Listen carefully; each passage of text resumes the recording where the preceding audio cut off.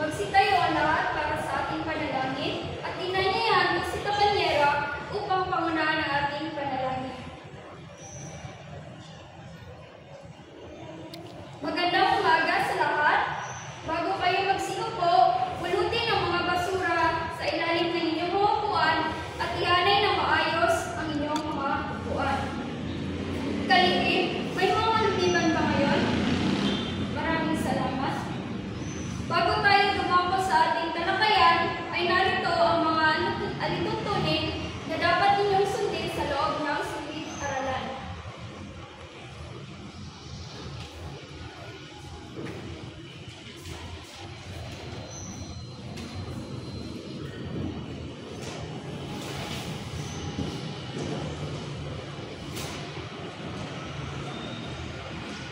Basahin ang sabay-sabay.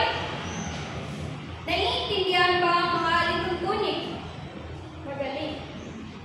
Ngayon, sino ang nakaalala kung ano ang tinalakay natin noong nakaraang araw? Tama!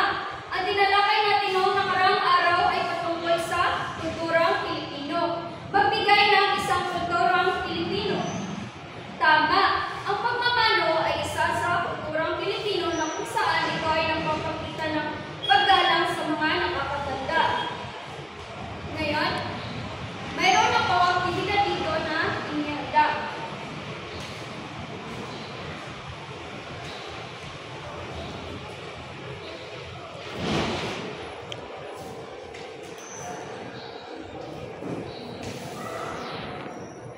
Base sa inyong larawan na nakikita, alin sa tatlong bagay ang iyong gagamitin upang matuntun ang isang lugar? Bakit mapa? Saan ba ginagamit ang mapa? Tama! Ang mapa ay ginagamit upang matuntun ang isang lugar dahil ang mapa ay nagbibigay ng tamang direksyon. Ngayon, may ideya na ba kayo kung ano ang tatalakay natin ngayon?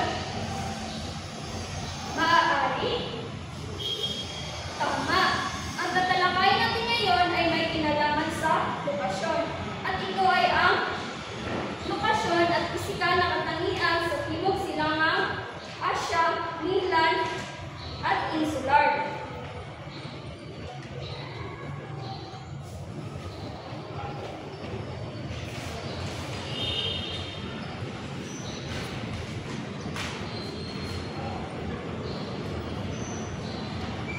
Narito ang ating layunin para sa ating talakayan.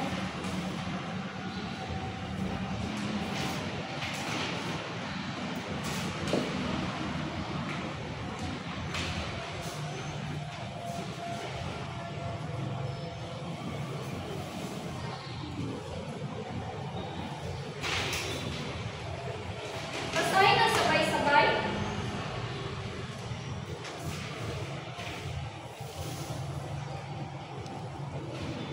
Ngayon, dumako tayo sa ating talakayan. Ang Timog Silangang Asya ay nahati sa dalawang bahagi. Ito ay ang mainland Southeast Asia at insular Southeast Asia. Ngayon, dumako tayo sa mainland Southeast Asia. Ang mainland Southeast Asia ay isang pangkontinenteng lupain na isang tangway na nakikita sa pagitan ng South China Sea at Indian Ocean. Ngayon, basahin ng sabay-sabay ang mga bansang mapagilang sa mainland Southeast Asia. Maraming salamat. Dahil sa pangkontinenteng lupain sa mainland Southeast Asia, ito ay mayroong palalawak ng kapatagan na kung saan isa sa pisikal na katangian ng mainland Southeast Asia. Basahin ang kapatagan.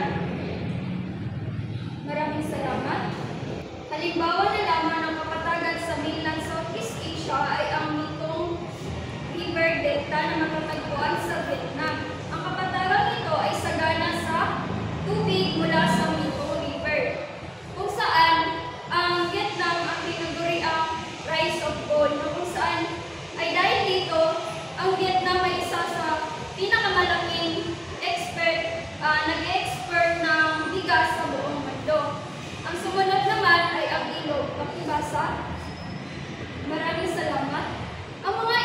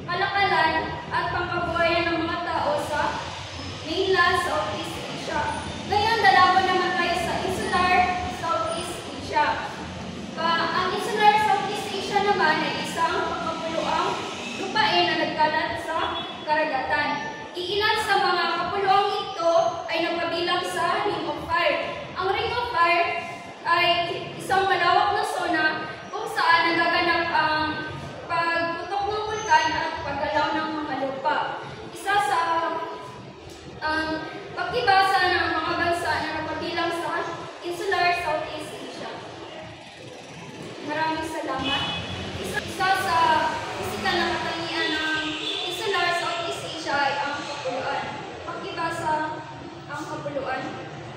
Maraming salamat. Ang mga kapuluan sa Insular Southeast Asia ay may malaking kahalagan sa kabuhayan, kalakalan, at ecosystem. Ang sumunod ay ang bulkan. Makibasa. Maraming salamat. Sa kabila ng kaakibat na panganib dulot ng pag-agos at pagtutok ng lava, ay mayroon din positibong naidulot ang bulkan sa pamumuhay ng mga tao. Tulad na lamang ng mga yamang mineral at mga mataba sa lupa dahil sa ashes ng bulkan. May mga katanungan pa ba tungkol sa ating tinalakay? Okay, so base sa ating tinalakay, ano-ano ang mga kahalagahan ng mga pisikal na katangian sa pamumuhay ng mga tao? Tama! Ang mga kahalagahan nito sa pamumuhay ng mga tao ay ang nagbibigay ito ng pagkain, kabuhayan, ginagamit ito sa transportasyon at enerhiya. Ngayon,